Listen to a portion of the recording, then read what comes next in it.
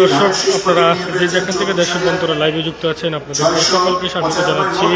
আমরা আপনাদের সাথে সরাসরি যুক্ত আছি, যেখানে নির্বাচন কমিশনের পক্ষ থেকে জাতীয় সংসদ নির্বাচন ও একই সাথে গণভোটের ফলাফল ঘোষণা করছেন সেই কেন্দ্র থেকে, নির্বাচন কমিশনের ভবনের কেন্দ্র থেকে আপনাদের সাথে আমরা একটি বিষয় জানাতে চাই। সেই বিষয়টি হচ্ছে ভোট গ্রহণের পর যে ভোট গণনা হয়েছে, ইতিমধ্যেই কিন্তু ফলাফল ঘোষণা করছে নির্বাচন কমিশন।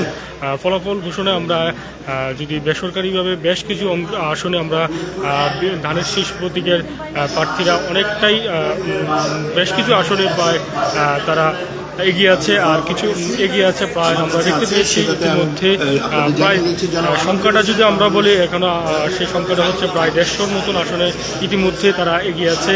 এছাড়া তার যে প্রতিদ্বন্দ্বিতা আরেক দল রয়েছে বা জোট রয়েছে, জাতীয় 11 ঐক্য জোট রয়েছে, সেই ঐক্য জোটে আমরা প্রায় 42টি আসনের মতো তারা এগিয়ে রয়েছে আমরা দেখতে পেয়েছি। এছাড়া স্বতন্ত্রভাবে একটি আসনে এগিয়ে রয়েছে, সেটি হচ্ছে বলা যাচ্ছে যে বেসরকারিভাবে তিনি জোটেরভাবে তিনি বেসরকারিভাবে বিজয়ী হয়েছেন। তিনি হচ্ছে ব্রাহ্মণবাড়িয়া, যিনি রুমিন ফারহানা, তিনি বলা যাচ্ছে যে তার আসনটিতে তিনি বেসরকারিভাবে বিজয়ী হয়েছেন। এছাড়া বিএনপির চেয়ারম্যান তারেক রহমান বগুড়া 6 আসন থেকে ইতিমধ্যে তাকে বেসরকারিভাবে বিজয়ী ঘোষণা করা হয়েছে। এছাড়া জাতীয় নাগরিক পার্টি এনসিপি ঢাকা 11 আসন থেকে তিনিও বিজয়ী হয়েছেন। এছাড়া কুমিল্লা 4 আসন হাসনাত আবদুল্লাহ, তিনিও কুমিল্লা 4 আসন তিনিও বেসরকারিভাবে ইতিমধ্যে বিজয়ী হয়েছেন। এছাড়া পটুয়াখালী 3 আসন গণ অধিকার পরিষদের তিনিও নুরুল হক নূর, তিনিও বেসরকারিভাবে ইতিমধ্যে বিজয়ী হয়েছেন, তার ঘোষণাটি এসেছে। তবে নির্বাচন কমিশন প্রতিটি কেন্দ্রের ফলাফল, প্রতিটি আসনের প্রতিটি কেন্দ্রের ফলাফল একটি করে ঘোষণা করছেন। এর সাথে গণভোটের ঘোষণা করছেন, হ্যাঁ বা না ভোটের সংখ্যা কতটি সেটি ঘোষণা করছেন। তবে এই নির্বাচন কমিশনের যে এখানে ফলাফল ঘোষণাটি করছেন, সেই ঘোষণাটির ফলাফল নিতে ইতিমধ্যেই আমরা দেখতে পেয়েছি বিভিন্ন রাজনৈতিক দলের সদস্যরা ইতিমধ্যে উপস্থিত হয়েছে। বিশেষ করে বিএনপির মনোনীত প্রার্থীদেরকে আমরা দেখতে পেয়েছি, বিএনপির দলের পক্ষ থেকে তারা এখানে এসেছে। আমরা দেখতে পেয়েছি হাবিবুর নূর হাবিব এবং মোয়াজ্জেম হোসেন আলাল সব বিএনপির যে সিনিয়র নেতৃবৃন্দ রয়েছে। এছাড়া জাতীয় নাগরিক পার্টি এনসিপির তার নেতৃবৃন্দরাও এখানে এসে উপস্থিত হয়েছে। এছাড়া বাংলাদেশ জামায়াতে ইসলামের আমরা নেতাদেরকে এখানে ফলাফল সংগ্রহ বা ফলাফল গ্রহণ করতে তাদেরকে আমরা এখানে দেখতে পেয়েছি। এছাড়া ফলাফল যে সংগ্রহ রয়েছে নির্বাচন কমিশনের, সেই সংগ্রহশালাতে আমরা ইতিমধ্যেই দেখতে পেয়েছি আন্তর্জাতিক পর্যবেক্ষণ থেকে শুরু করে জাতীয় আন্তর্জাতিক গণমাধ্যমরা এখানে এসে উপস্থিত হয়েছেন সব নির্বাচনের ভোটের ফলাফল সংগ্রহ করতে।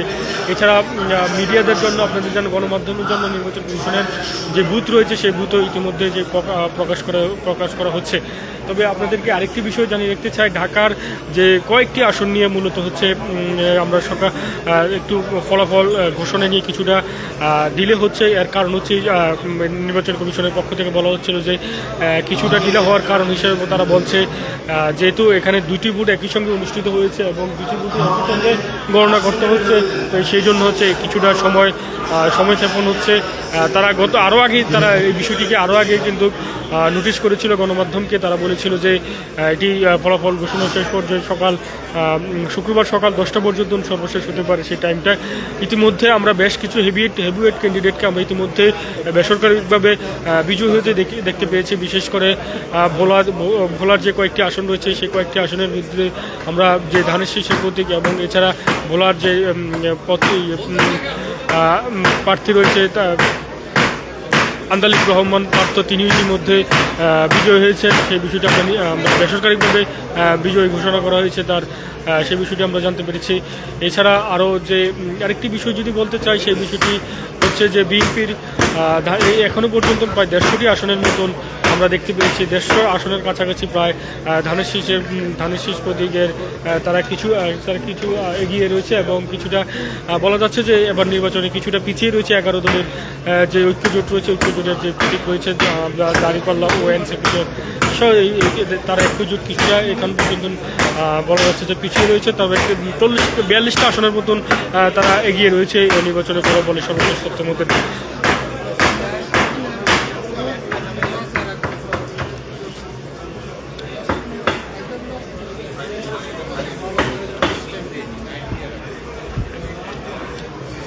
দর্শক আপনাদেরকে সরাসরি দেখানোর চেষ্টা করছি নির্বাচন কমিশনের যে এখানে ফলাফল সংগ্রহ ও পরিষেবা কেন্দ্র থেকে কিছুক্ষণ পর পর নির্বাচন কমিশন তার যেই ফলাফল কেন্দ্র পরিবেশন করে থাকেন এবং তার যে সচিবরা রয়েছে নির্বাচন কমিশনের সচিব তারা মূলত হচ্ছে এখানে এসে ঘোষণাটি দেন।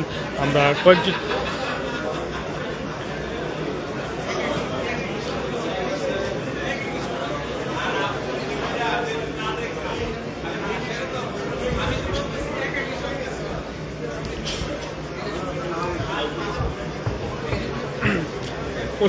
ওসব একটু কথা বলতে চাই যদি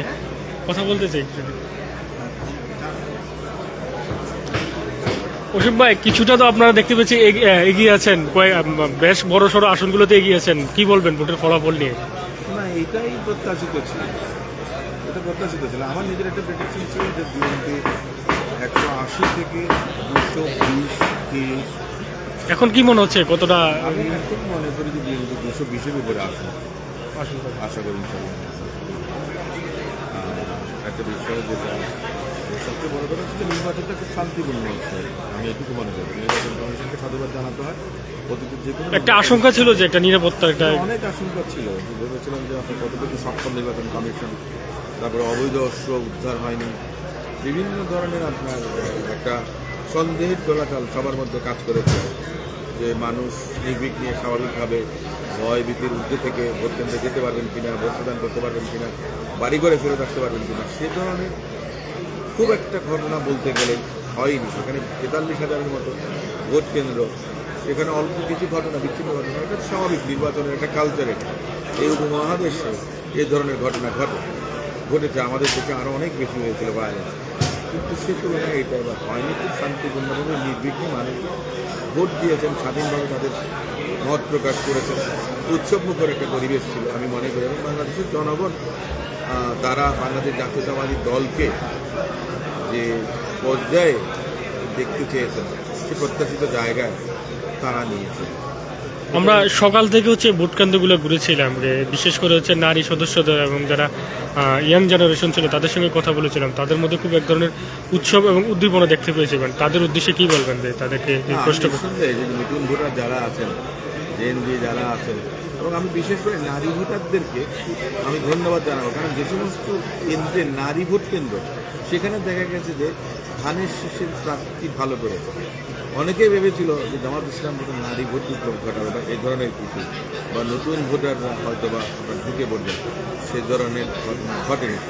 কারণ যে ধরনের বক্তব্য বা মন্তব্য জামাত ইসলাম তাদের শীর্ষ নেতৃত্বের পক্ষ থেকে এসেছিল, সেখানে ওনারা যে ধরনের কথাবার্তা বলেছেন সেখানে নারীরা অ্যাকসেপ্ট করেননি, কিংবা আপনার বয়োবৃদ্ধ যারা আছেন তারা ওই জান্নাতের টিকিট আপনার পাওয়ার আশা এতে আপনার তারা প্রভাবিত হননি। এবং নতুন ভোটার যারা আছেন তারা দেখেছেন যে প্রগতি মনা দ্বারা প্রগতিশীল যে চিন্তা ভাবনা ধ্যান ধারণা থেকে তারা তাদের যেই জবাব যেটা সেটা তারা দিয়েছেন এবং সেটার প্রতিফলন ঘটেছে এবং এটা প্রত্যাশিত ছিল। ধন্যবাদ ভাই। দর্শক আপনারা শুনছিলেন যে বিএনপি নেতা অসীম, তিনি ঢাকা 10 আসন থেকে মনোনীত প্রার্থী ছিলেন, কিন্তু নমিনেশন চেয়েছিলেন, কিন্তু শেষ পর্যন্ত তার আসনে বিএনপির আরেকজন ক্যান্ডিডেট প্রার্থী হয়েছিলেন শেখ রবিউল ইসলাম রবি।